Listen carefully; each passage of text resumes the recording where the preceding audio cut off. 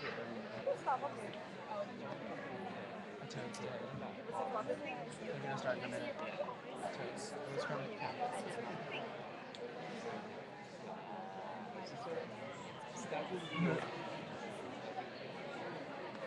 Oh my god, I'm so excited.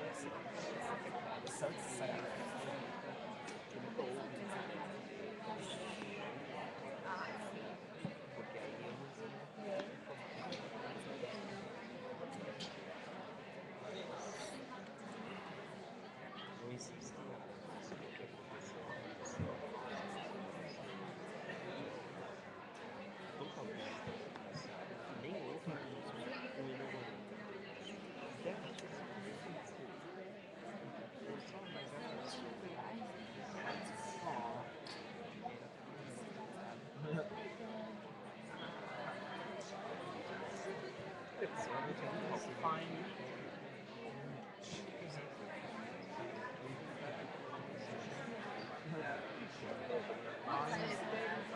Connie's mom makes a ton of food. Make that happen.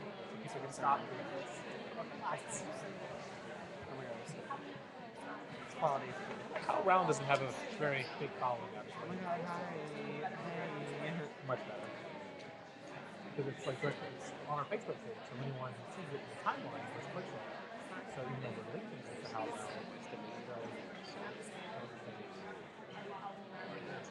yeah, Kyle Round the rest of the time. I did my history. My dad's editing. Yeah. My dad's editing it right Do you now. see any of your old Robin's writing kids?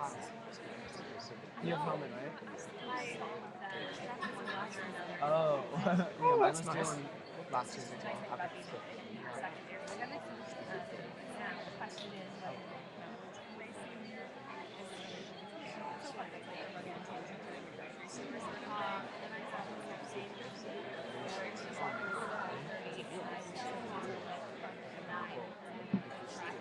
We have the same problem. I did my English this morning, or last night. I did my history this morning, and I have to do Spanish.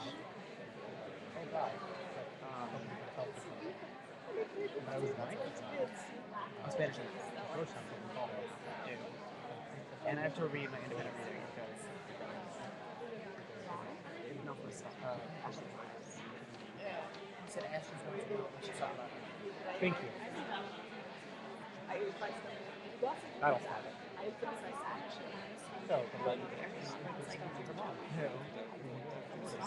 She did. I know, right? But so you had those people who were like, oh, it's so great to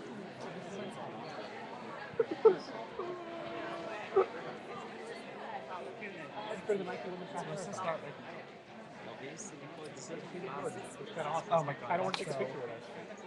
It was so tough. There's Maybe it's just a selfie.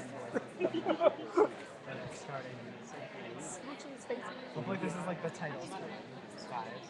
So I don't live that life too often now. Like one or two nights a week on Saturday or Sunday. 1.5. It's a hard Just life. not the lights with it. Yeah. It was much more draining on my body, but it was much more financially stable. Yeah. We did a lot of nice things then. Hey, Nita, welcome back.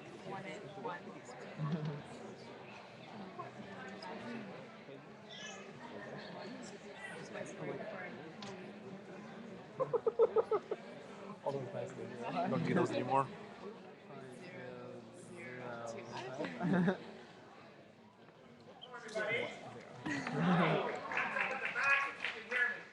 There's a public meeting today, and someone said, hands up at the back if you can't hear me. My name is Bill. I'm the executive director here at Arena Stage. And listen, guys, if you're happy and you know what clap your hands.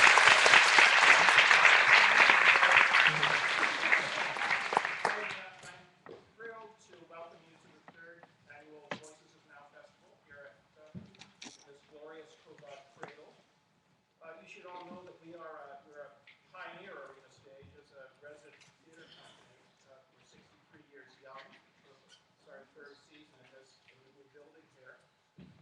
And what helps put definition and purpose in the word resident for us are programs like the Voices of Now program, which really gives voice to American, in this case Americans, we think of them as authors and artists, each one of these ensembles. And we built and asked for the community support to build this place and to build this glorious Toga cradle so that we could do programs like this, so that we could, it's shaped in the, as a cradle.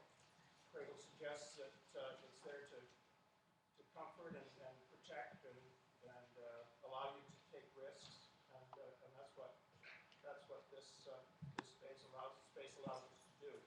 Now we couldn't do this without a lot of community support, and I want to take a moment to thank two organizations. One is the MetLife Foundation, which is a lead sponsor of this whole program, and secondly, the Friends of Southwest BC. I see some of my neighbors who live here in the Southwest are here with us tonight. They've been very supportive of the Jefferson Middle School Ensemble. So I was given a list of points to cover here. I'm an administrator, but I want to try to be a good actor and stick to the script. So what I need you to do now is these guys have been working on these pieces since the beginning of the school year, and they didn't really write in any moments your cell phones to go off. What you're going to see tonight is perishable. Each one of these performances is handmade, so we really would like you to take a moment and turn off anything that's going to interrupt the show tonight with a beep, a wiggle, or whatever it's going to do. And other than that, I just want to thank you all for being here and to introduce Ashley Foreman, who's the director of this program and our guide for this evening. So Ashley.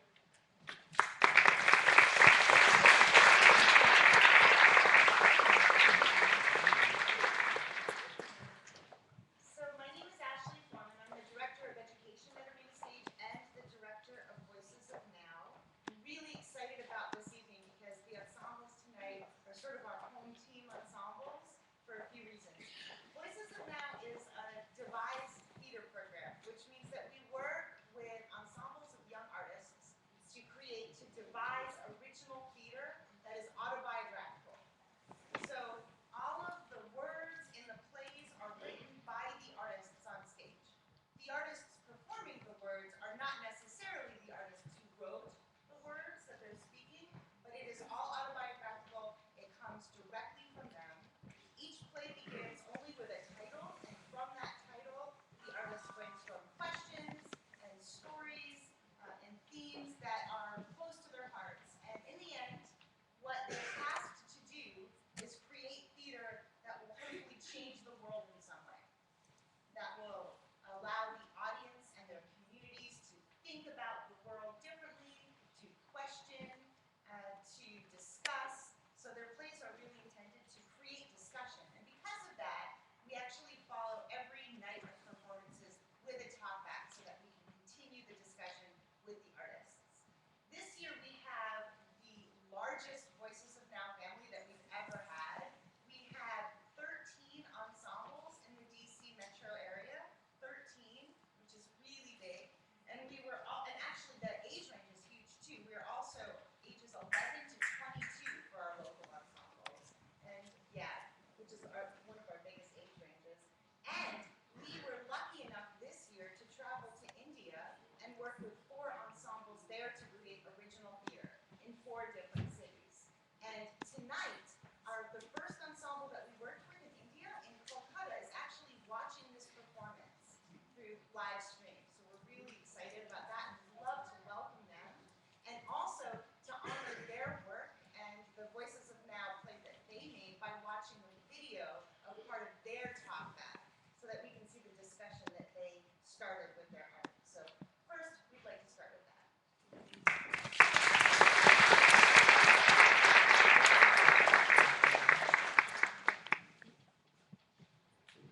I personally was very surprised by the sort of new technique. 2 whole days were spent by just preparation for the group work, and at first I couldn't even realize what what it was all for. I thought it was just for fun. And now when I come and for 4 hours I take the script, and then I realized that everything had some connection to the performance. And that was what surprised me, this new technique of sorts. And I never expected that it's going to be so exciting. And I guess I had the time of my life. It's the best thing I had. And all the teachers were just amazing. Well, to put it in a nutshell, I'd just like to say that, all the artists, the first recognition that we got as we came here were designated as artists. And that in itself is a big thing for us, for amateurs and for professionals as well.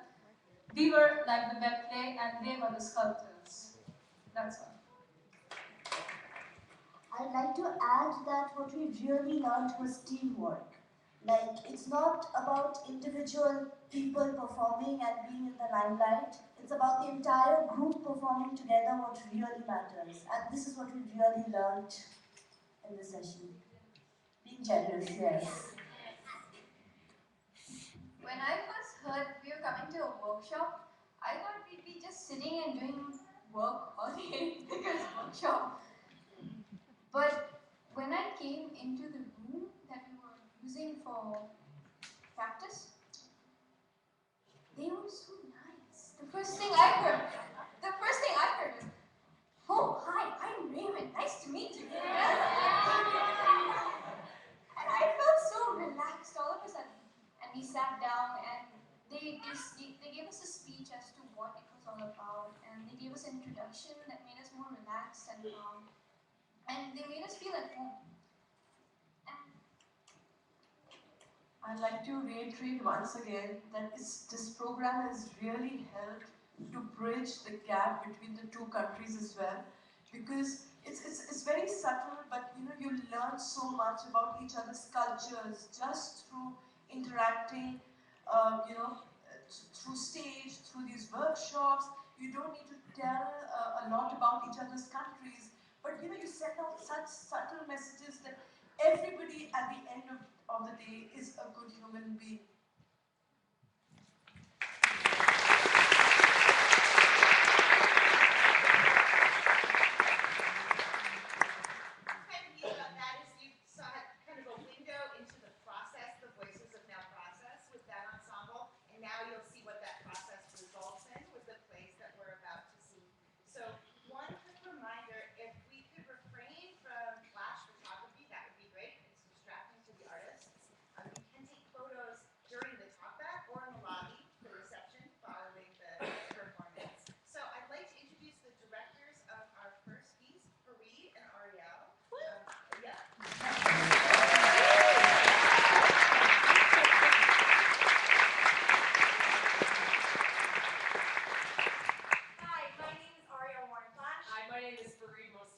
And we are the directors of the Mead Ensemble. The Mead Ensemble is a group of dedicated young artists who chose to spend their Saturdays here at Arena Stage to create their play, Seesaw. Seesaw is a piece that explores perspective. It takes a look at what we know based on what we see, what we assume based on what we see, what assumptions are made about us and how assumption leads to judgment, what judgments people make about us, and what judgments we make about ourselves. So now we are very proud to present to you the Mead Ensemble and their play, Seesaw.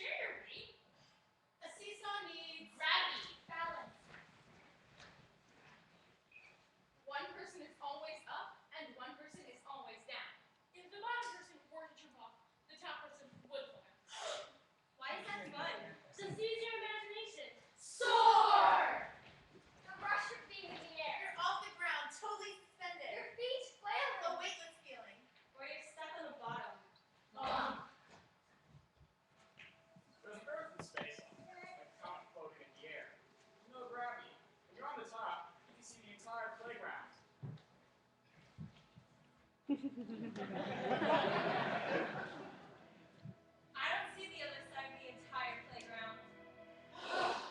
The coolest thing, the most important thing, the truly cosmic thing about a seesaw is there are two perspectives. There are two people doing the same activity but seeing totally different directions of the playground. But how is that different from anything else we do in life? When do two people ever see things the same way? All the time. There are certain things that everyone knows when they see them. When someone sees a red light, they know to stop. When I see someone eating steak, I know that they're not a vegetarian. If people see a pregnant woman, they know she's going to have a baby. When I see someone cry, I know they're sad. That's not always true either. People cry for a lot of different reasons. How much do we know just by seeing something? And how much do we just think we know? When I wear makeup, people think I'm stuck up. When I stay after school, people think I'm a teacher's pet. When people see a tall person, they think they'd be good at sports. I really wish they wouldn't. Growing up, everyone assumed that I'd be a pro in sports, just because I was a head taller than all the other kids my age. I wasn't. You've grown so tall in the last few years. These were the first words of my gym teacher's mouth. It was September, so she didn't have the chance to notice my lack of skill. What sports teams are you playing on?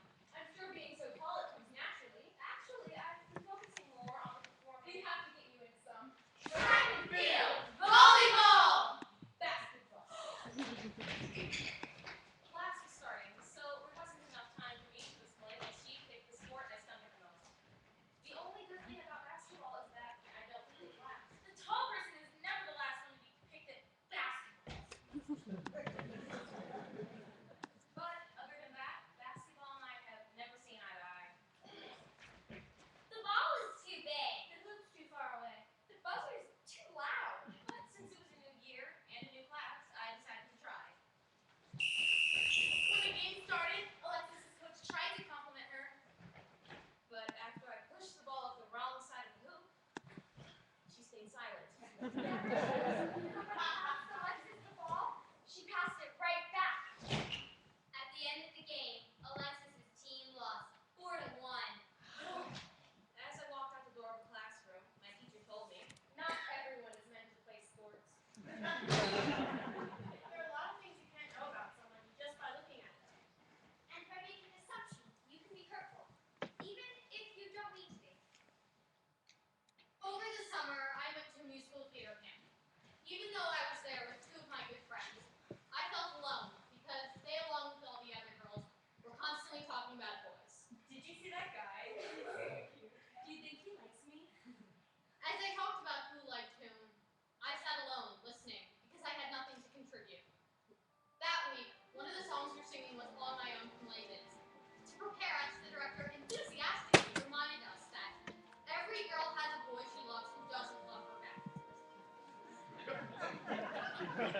It upset me that my director saw a room of girls and made the assumption every girl has a boy she loves.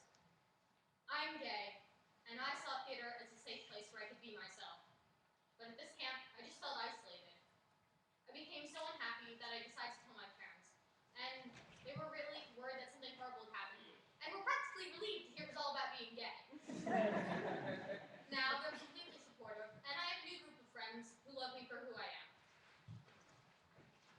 But it still upsets me that my director made me feel so uncomfortable. Luckily, I could speak up, but can everyone do that safely? Is seeing eye to eye just a matter of communicating? It's better than making assumptions. If someone can't tell something about you just by looking, is it your responsibility to tell them?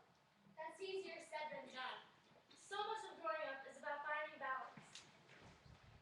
But when something is pushed down, what comes up in its place? When I was 6 years old, I couldn't talk about my feelings.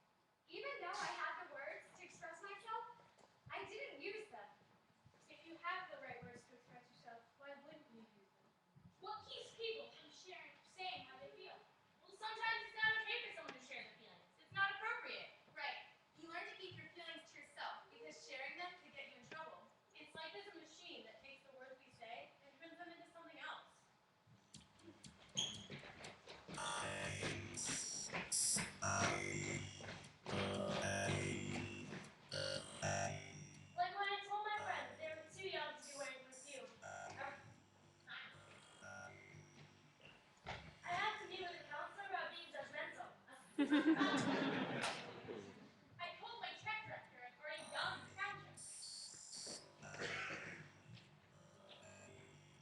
And I got a lecture about not talking back. Once I went over to a friend's house whose mom was a really good cook. I told my mom about it in passing. And a few days later when we got in an argument, she started comparing herself to my friend's mom again. You think I'm a bad mom. Would you rather be someone else's kid? I had never said any of those things. I haven't even thought of them. It's like I say one thing, and it comes out another. I learned to filter what I say to people because I know it can be misinterpreted. As we grow older, we learn that we can't express feelings about certain things. We learn to adapt. Adjust. Keep secrets. Hide your feelings because you're afraid to respond. I remember that happened when I was 13. I grew up in the church.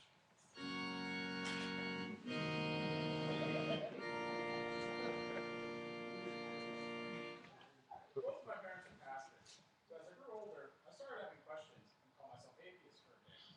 I was nervous about my parents finding out. When they didn't do much. I thought they'd be angry, but the surprising thing was they didn't seem to acknowledge it at all.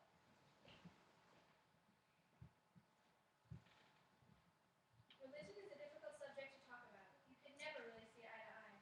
One person being right automatically makes another wrong, since it is based on fundamental belief in one thing. It's hard to see where others are coming from while still maintaining their own beliefs. Religion is personal. It becomes more than a belief. It becomes a way of life, and it's hard to see how someone could argue against that. Parents might also ignore the religion conversation because they think it's just a phase, or they hope it is. So many people don't take what we believe seriously because we're teenagers. Adults are always telling us, you just think that because your parents believe it. You're only saying that to rebel. You understand? When you're older. Whenever I make a comment on the Washington Post online, I don't lie the whole thing. People always respond to my comments. What do you know? You're only 15. Is the opinion of a teenager somehow less than the opinion of an adult? It's as if they think teenagers are too young to believe or to understand difficult situations. Your friend may tell you to do one thing, but the adults in your life tell you to take their advice. In the end, it can sometimes be hard to know what to do. When my school went on our big school trip, I felt a little queasy about going with my one friend because I knew she was really sensitive.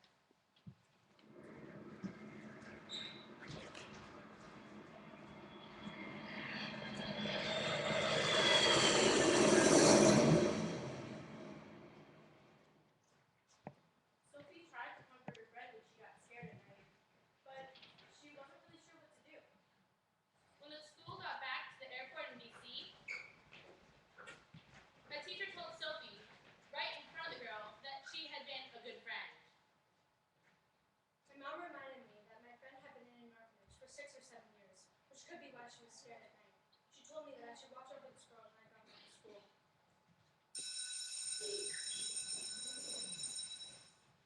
Later that week, one of Sophie's teachers asked her if she could help the friend with the project. She agreed. But when Sophie tried to help the girl wouldn't look at her, she wouldn't talk to her, and sometimes she would walk right out of the room. Now I'm doing the project alone, and it doesn't feel fair. My brain tells me I should back off, but I also feel like I should help because my mom is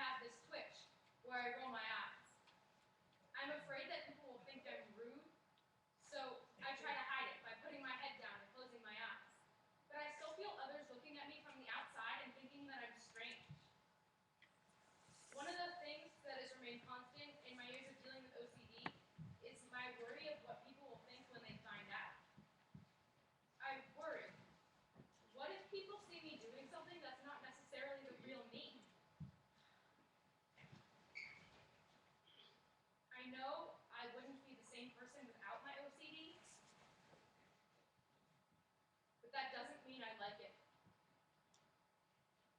What other things do people use to define us? How much can we control the way people see us? Can we ever really know what others are thinking? You can be angry, but then people think you're mean. You can be happy, but then people think you can never be sad. You can be destructive, but then people will watch you isolated. You can be dreaming, but then people won't take you seriously. Are assumptions there no matter what? Or do we sometimes assume that people are judging us even when they're not?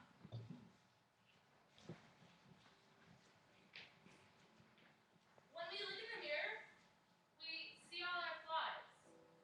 We think everyone else sees them too, but do they really? What's the difference between your vision of yourself and how others see you?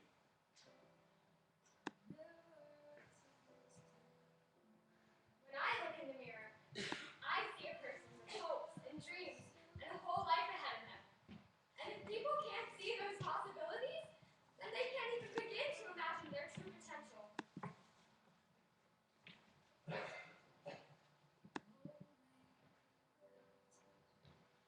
We're always talking about how to control the way others see us, but we can't. We are just ourselves. Maybe the more we try to understand other people, the more they will start to understand us.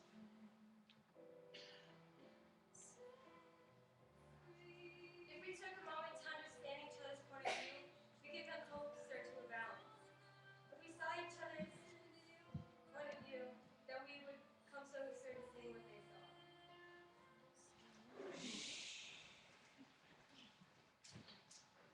A seesaw is fun because it allows two people to make one activity work, even though they're seeing it in two different ways. A seesaw needs a plank for connecting people. Handles for keeping control. For holding on.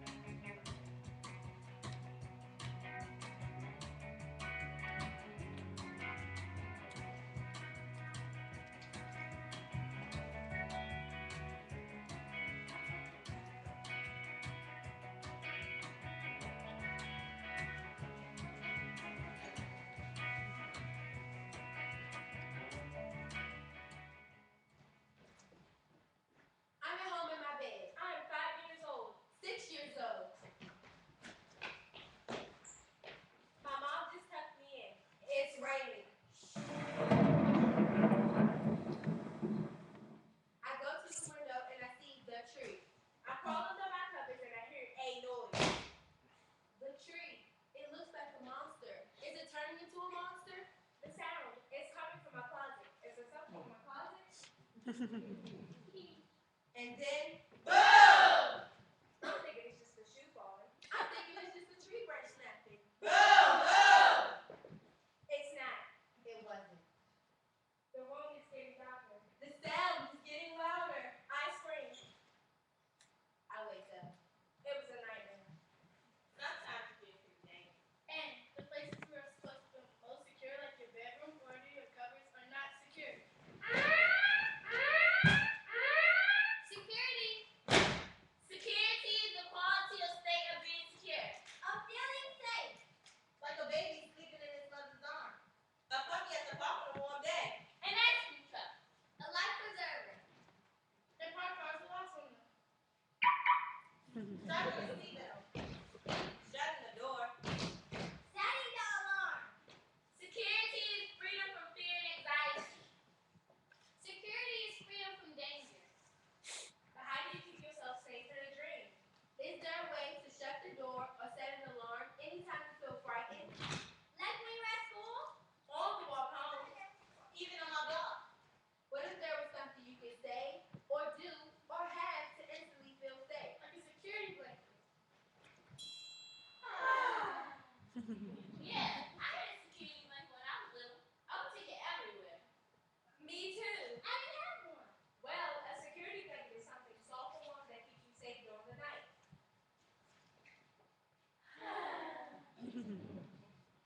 It's not just at night. It can protect you all the time if you take it with you. Some little kids take their security blankets everywhere.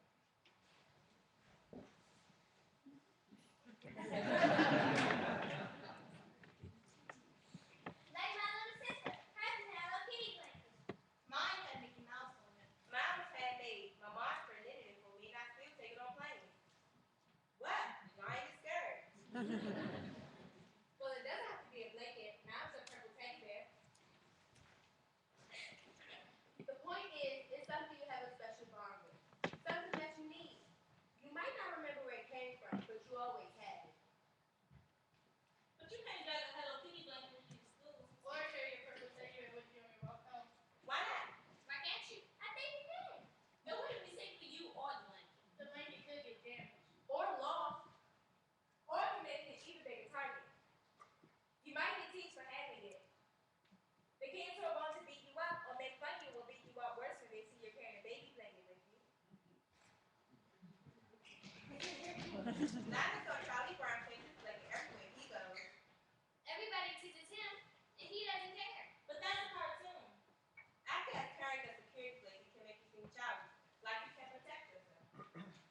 Besides, what if you took it with you and discovered that it didn't work? That would be the worst. Maybe security blankets should stay at home where they belong. But there are other things in the world that everyone uses. Maybe not blankets, but other things. Like parachutes.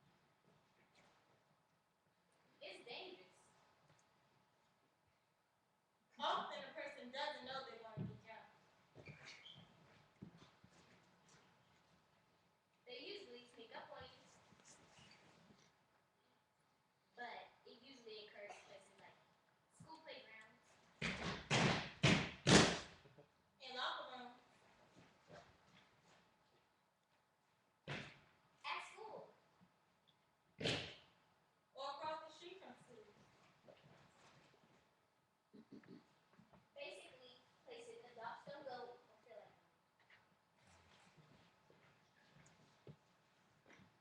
You might think that if you are in a public place, you are automatically safe, but it's not true for everybody, especially for kids. One day, my friend wanted me to wait with her at the bus stop. It was too far from school, but it was a half a day, so no adults were around.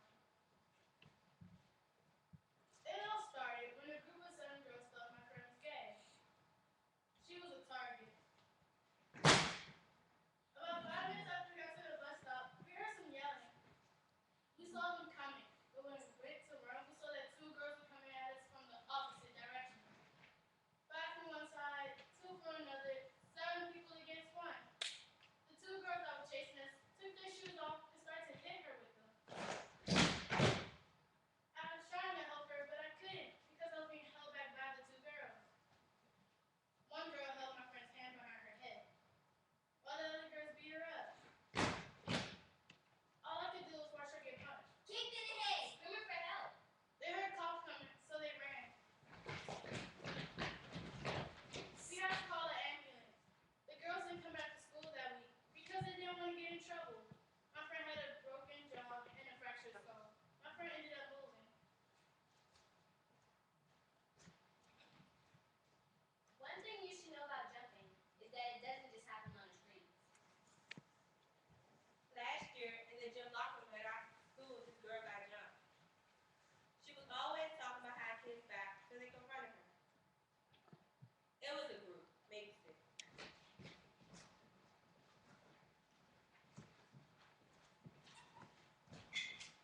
They had it all planned out. Like a show or an event. They wanted people to watch to show what they could do.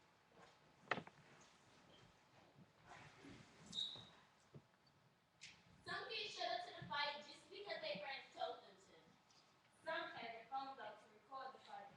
It started quick. She didn't see you coming. Stop! Get off of her! Did you just see that? Pull out your phone. They beat her up. The teacher didn't see because he was taking the other kids to the gym. The girls who jumped her ended up with a lot of days of suspension.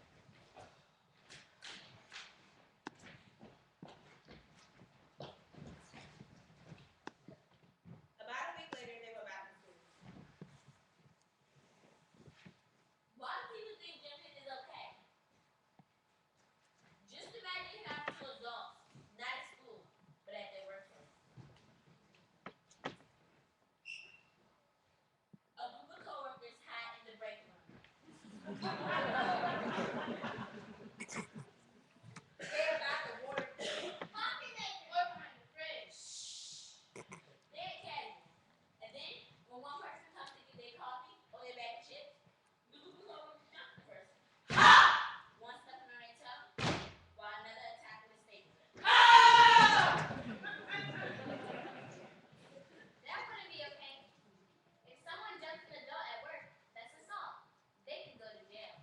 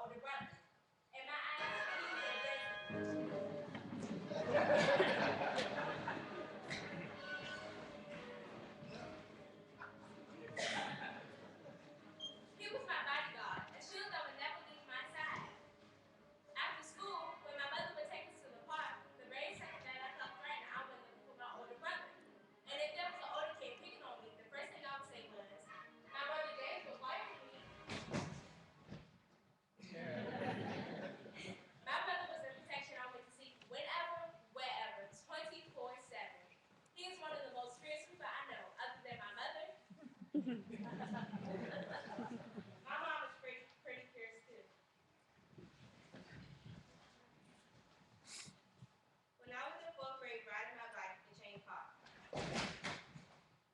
When I was in the hospital getting surgery, my mom held my hand. My mom protects me too. She loves me. She doesn't want anyone hurting me or disrespecting me.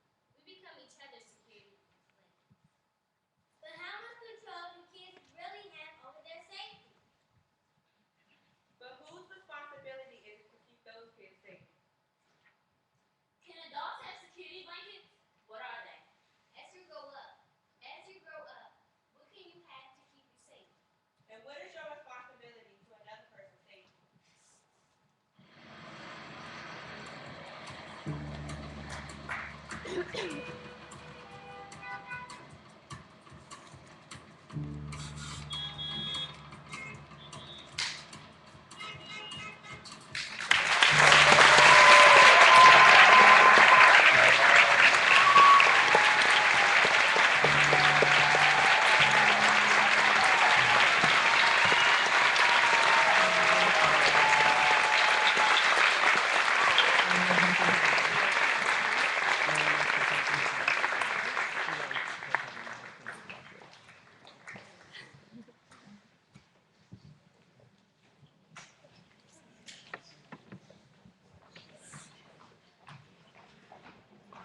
evening, my name is Mitch Metzen. My name is Fareed Mostoki. And I'm Mario Warflash. And together with Ashley Foreman, we are the directors of the next play you're going to see, Mentors Ensemble, Power Play. The mentors are a group of young artists who all completed the Voices Now program in their middle school and elected to come back for another year to create their own play, work with the younger artists, and become representatives of the program. Some of them have been with Voices Now for as long as 6 years. They very specifically mentored the Jefferson Ensemble, and we really special to perform together tonight. Power Play is exciting because it explores the origins of power, where we learn about it, explores how power changes as you grow up, explores the way we play with power, and also how power is allocated to different people and what powers we all have. We now present Power Play.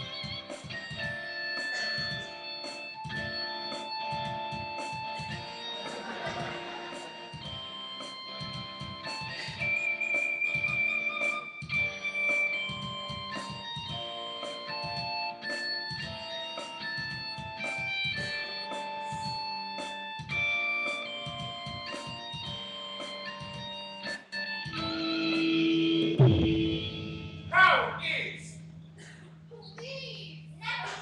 a plane crash. the heating air conditioning. A lightning bolt thrown down from the heavens. A train barreling forward. Thunder, cracking, clouds. Crashing! Crashing! Laughter! Laughing so hard it could cry. Poetry. Silence. My writing read out loud. I remember when none of this mattered. When I didn't even know who the President and Queen of England were. Back then, power wasn't found in the White House and Buckingham Palace, but on the playground or in gym class. When playing games changed from being about having fun to weeding out the weed. Like dodgeball, which did exactly that. Dodgeball is a game where the goal is to hit people. Or catch the ball. To be the last one standing. To win. Either way, it's a freaking war zone. This boy back then, Vince Steele, would always aim for people who couldn't catch the ball. I don't want to play anymore. Leave me alone. I was one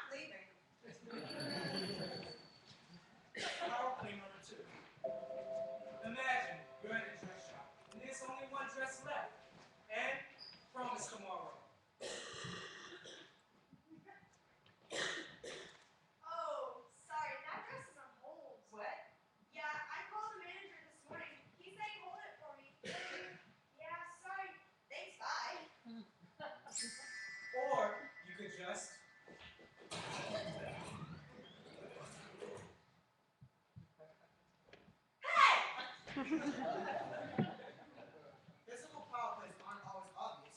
They can also be subtle.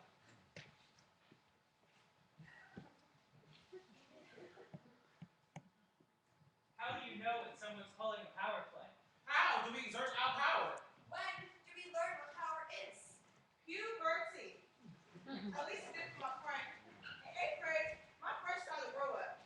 Started to bust out, like going through puberty.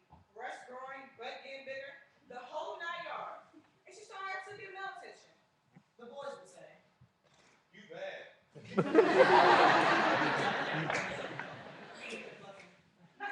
look way too good to be hanging around with your friends. You need to hang around bad looking people like yourself.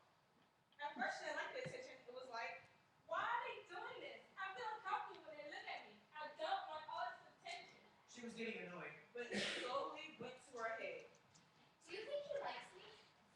Why is she talking to me? She's never been nice to me before. Why is everyone being so nice to me? She thought she was the cutest girl in school. Started hanging out with other girls, not me. Yet, I thought she was my best friend. When my friend became sexually developed, she became more powerful. Of course they're nice to me. Why wouldn't she know my name? Isn't it obvious? He likes me. She got power over the other girls in school because she made them feel badly about themselves. Power to get any boy in school. Power to make people look at her. Power to get any boy she wanted. She used her power excessively, not for good. She started being ugly on the inside, which overshadowed her pretty face, big butt, and boobs. Wait, that's not what happened when I went through puberty. The girls I knew who developed early got made fun of. Your friends may have been able to handle it, but some girls are targeted for what they look like, and they're made to feel powerless. Your friend may have gotten power based on appearance, but is that how all people get power? How do powerful people act? The powerful people I know put others before themselves. They're compassionate. Caring. They go the extra mile. They are responsible. They're the last ones to go to sleep. And the first to wake up. They're smart, creative, and patient. People like Michelle Obama. Let's get moving! Barack Obama. Change.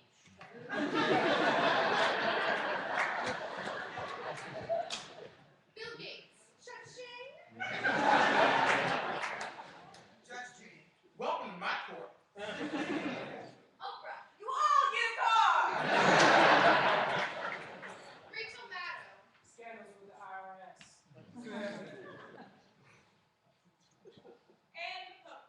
May the Lord be with you. People like my mom.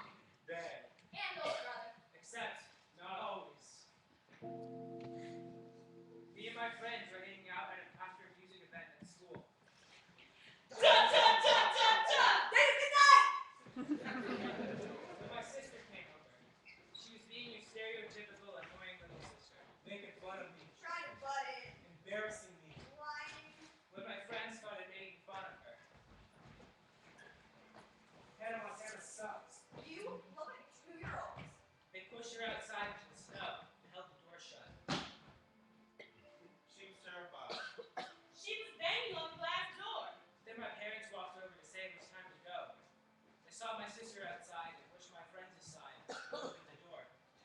As they walked back to the car, my sister told them what happened. I sulked behind them. The car ride home was silent, except for the occasional sniffle from my sister. When I got home, I knew what to do. I went to my room, then my dad came and found me. She's your younger sister. Since you're older, it's your job to protect her. You should be more mature. I should have stood up for my sister, but since it was my friends doing it, I valued their respect, and I didn't want them to not respect me for taking away their fun. Should people with more power protect those with less? If so, when? At what point do you step in? What are the consequences if you do? What are the consequences if you don't? Maybe we're afraid to help others because we're afraid of what will happen to us. Right. Sometimes signing up for people ends up making the situation worse. But sometimes helping the powerless can lead to change. It can also lead to chaos.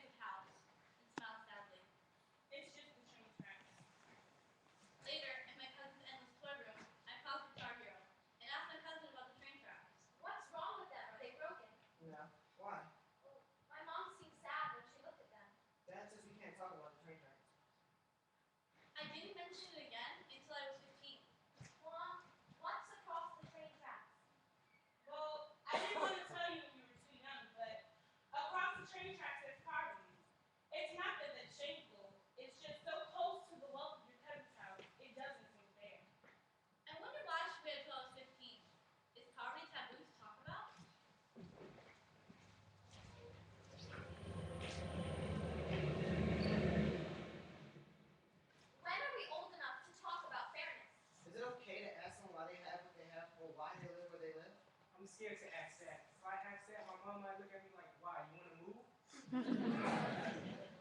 Mine might say, is our home not good enough? Where you live can be difficult to talk about.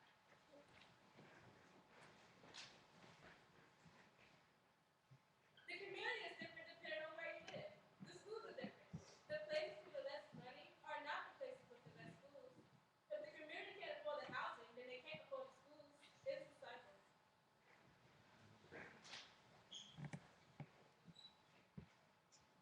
The system is jacked. I remember looking through our textbooks one day and I realized our books are like from 1980.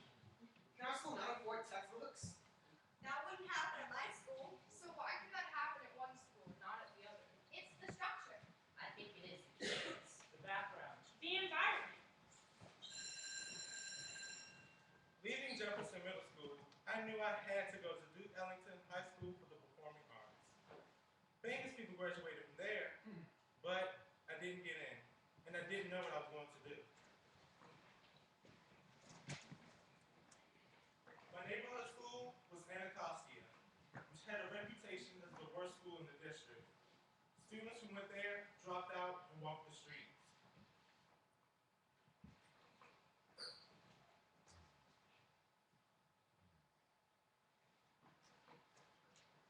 Not an option for me. My other choice was Dunbar. Jefferson students were automatically sent here. It was dangerous also, and not an option for me. When I hear the word Anacostia or Dunbar, I think I'm going to get stabbed or shot. Many people do. All my life, I faced intimidation from my peers. But I am not a fighter. And my father knew this, so he kept looking and ultimately found Thurgood Marshall Academy. This school boasted a 100% college acceptance rate. What? I understand that 100% acceptance does not mean 100% attendance. I have a plan for next year. I'm lucky. Many students from Jefferson don't have parents who can find them another school. You can't always control where your parents live and what your parents' incomes are. I go to Robinson, one of the best schools in the whole country. But just because my parents happen to live in that district. So what if my parents lost their jobs? Then what school would I go to? What opportunities would I have? And whose fault is that? Money. Healthcare. Rent.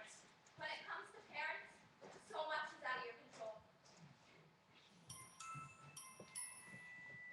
After my parents divorced, my dad took a liking to a lady. Let's call her stepmom. Eventually, they got married and I got to know her two kids. They sort of became a second family.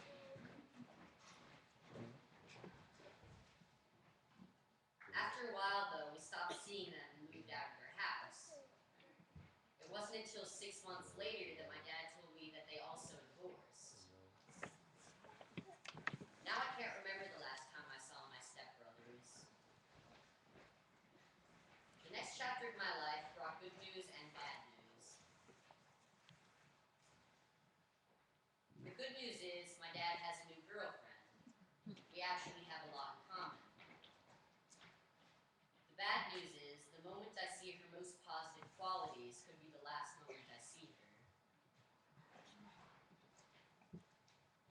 I've learned that the adult relationships in my life have one thing in common: my utter lack of control over any of them. What power do I have over my English teacher? What power do I have over my parents? Grandparents? My school. My neighborhood? My past!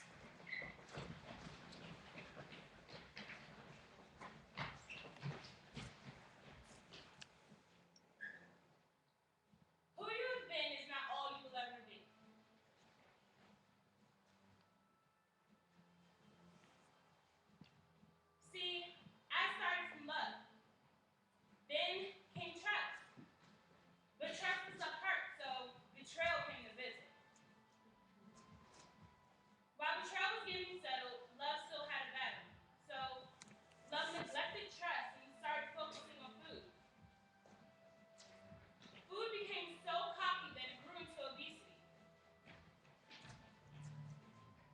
Obesity was filled with heartache because she felt all alone, but not for long because ridicule fell for her. Soon they married and had self-worth. Self-worth had her work cut out for her. Given her history, it wasn't a real mystery as to where she would end up. But soon she saw a guy. And this guy would walk into a room with such assurance and grace that people gravitated towards him. His name was confidence. All the girls wanted him. Sophistication, lust, even beauty, all wanted him. But he saw self-worth. And their eyes met. And they've been inseparable ever since. And in time, along came me. Though I'm made from all of these things, I stem from love. Love drives me.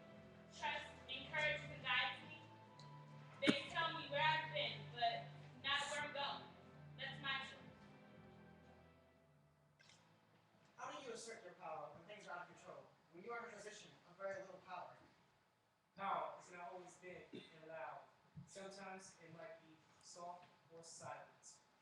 Power changes with every move. You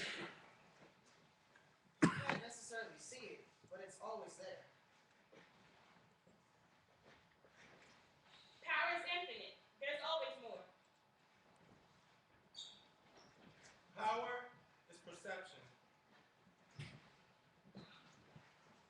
We all have power, but sometimes we agree to sign contracts. Contracts where we agree to share power.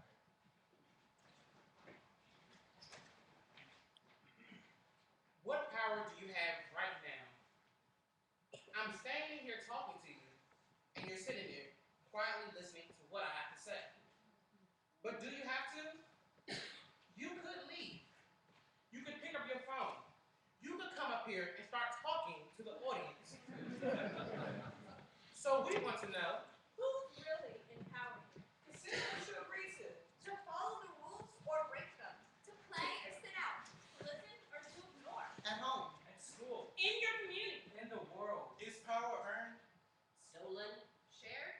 How is power in blood?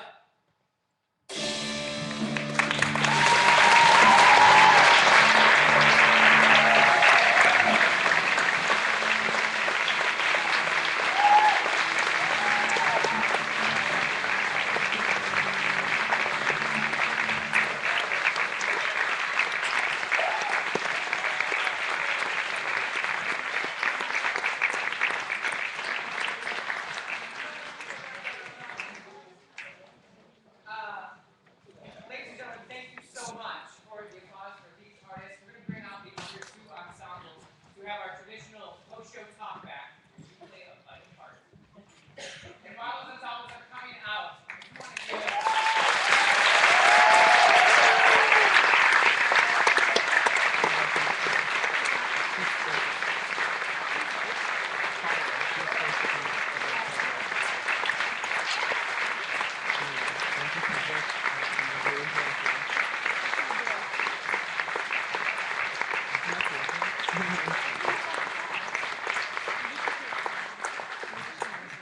while we're in the embodying spirit, for our production and technical support, and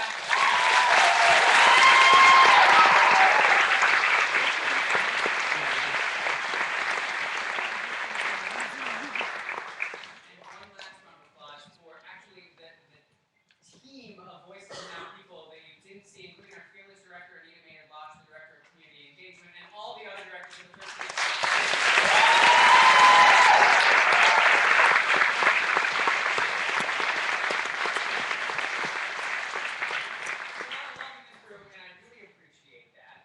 That's going to help us in this continued dialogue about what we just saw. As you see, our this is very physical, like this type of theater, and so I want to get some instant feedback about what you saw. The images in tonight's performances, what they made with their bodies, what they constructed as they were telling their stories. Are there any images that stood out to you that you liked and would just, popcorn them out if you got what to say?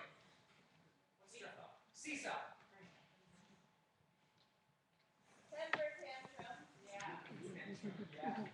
What else? Tug and pull, security blanket. Self-worth. Self-worth. Power. Confidence. Confidence. This is great. Yeah, any words that stuck out to you? Please don't let me tell. What else? Assumption. Self-reliance. Self-reliance. Any lines that you remember or phrases from the shows that you're going to take with you as you go home tonight?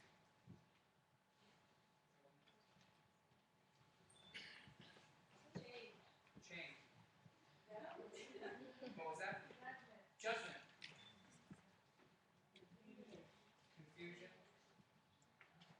And now I want to know, audience, what are you thinking about differently? You've heard these amazing, bold, brave stories from these artists. What's changed in your mind, or what questions are you now asking of yourself, or when you walk out the door tonight, are you going to ask? What are you thinking about differently? Yeah. I want to know if the Jefferson, the security blanket flag, do you all think of adults as being not trustworthy at school? Ooh, it's almost like a poll question. Putting you on the spot. Raise your hand if you trust the adults at your school. All of you. Everyone. Whole ensemble. You trust the adults at your school? It depends.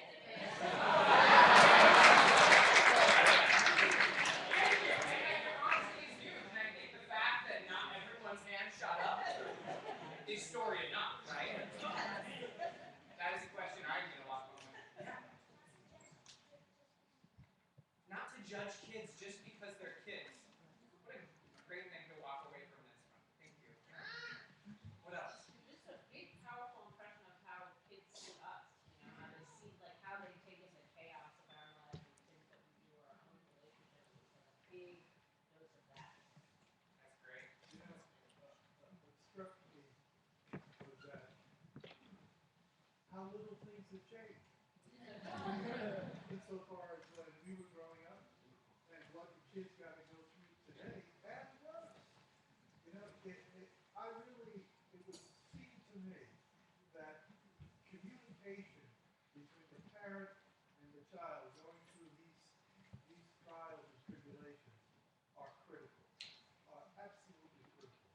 And I would encourage all the parents to look carefully at their kids' behaviors and moods, because they're telling you that there are things that are going on. And I know from my life that was important. And I see it here with these young kids today. Yes. They're teaching you how to control yourself. How to control yourself. Self-control. An important lesson I need to go with. I like how they see it, you realize how much they see of the chaos and the relationships, but there's also redemption. To me, that's amazing. The idea of chaos, but also redemption. Great. Yeah. How little someone's, or nonetheless, how easily someone's opinion can be dismissed based solely on something as insignificant as their age.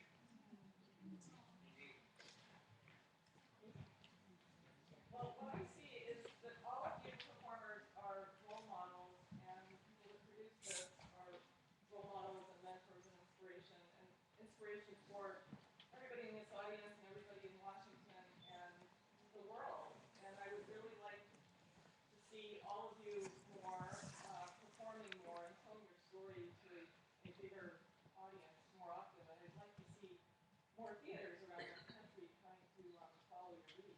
You guys are amazing.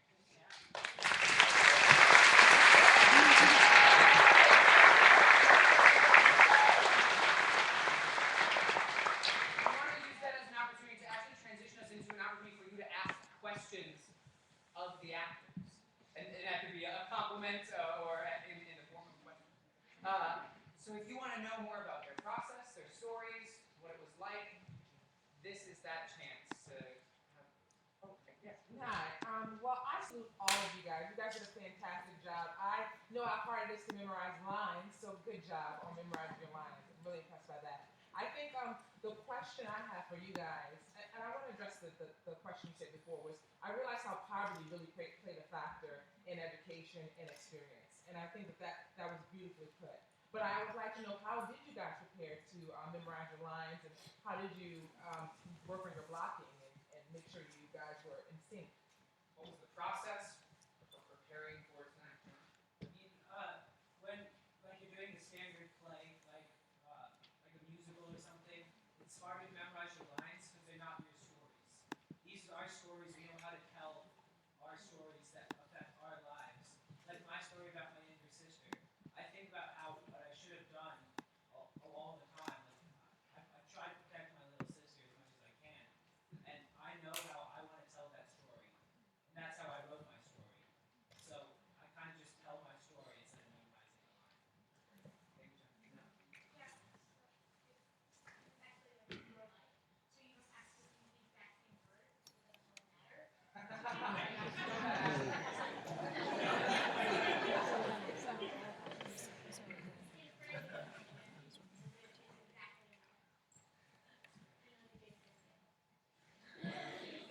Tools or activities you use to prepare? So when you're working on preparing your blocking, it's really just a lot of trial and error. And you can go back and fix it, go back and fix it again, and go back and change it, and then fix it again. And it's just a lot of redoing and fixing, but it's fun. So why not?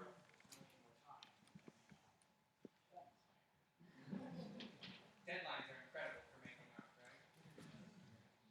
And a lot of times also with our movement, like they'll just give us a word or a phrase from our text and say, come up with a movement. You have like 5 minutes to go and do something that this word makes you feel. And so a lot of it is just we do what we're inspired by. Question for So there was a lot of energy on the stage, and it looks like it took a lot of energy. So did you get tired? Because I know you practiced it over and over. So when you get tired, how do you push through that? First of all, did you get tired?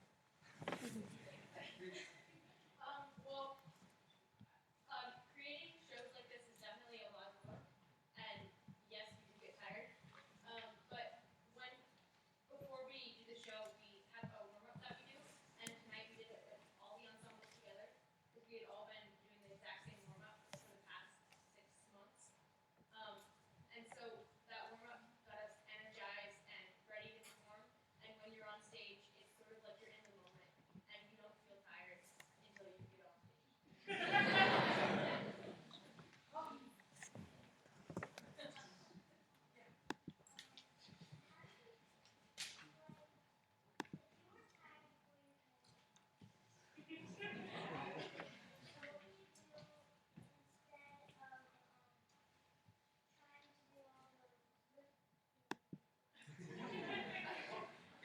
If you were tired, and I imagine it's Saturday night, long week, almost the end of the school year, tired, how do you prepare to get ready to do all the weight shares and the lifts? Jameer? For me, I'm someone who like always comes to because I go to school from like 8 to 5, so I'm always tired every time I come to rehearsal. But I think for me, I always think about like when I come in, I try to like clear my head of things that I've gone through for the day, and I'll just start off fresh. So it's like a new beginning every time I come to rehearsal, and it always ends with something exciting. Question. Yes.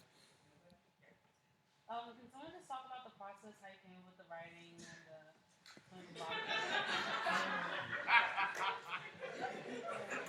reason they're laughing, that's an alumni of Voices of who knows the process.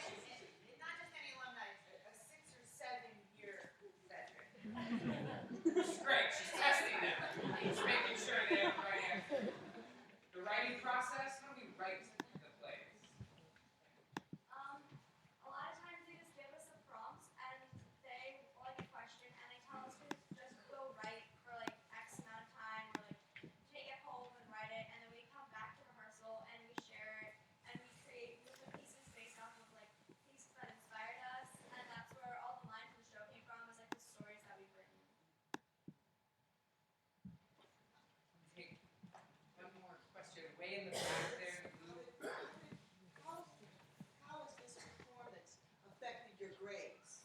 How has this performance affected your grades, your school experience?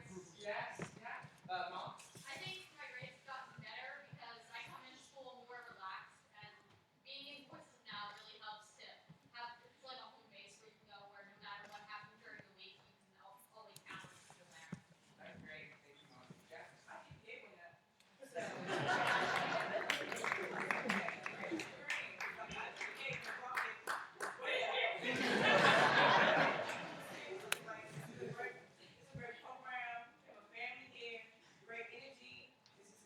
I need everyone to email the principals. Those quotes, please. We would love for this conversation, these questions to continue. There's a couple of ways that can happen. One, we are online at Twitter. Brandon, what does that count? You can participate in the online conversation at Arena Stage, #VoicesOfNow, or #DOS. Conversation's happening now.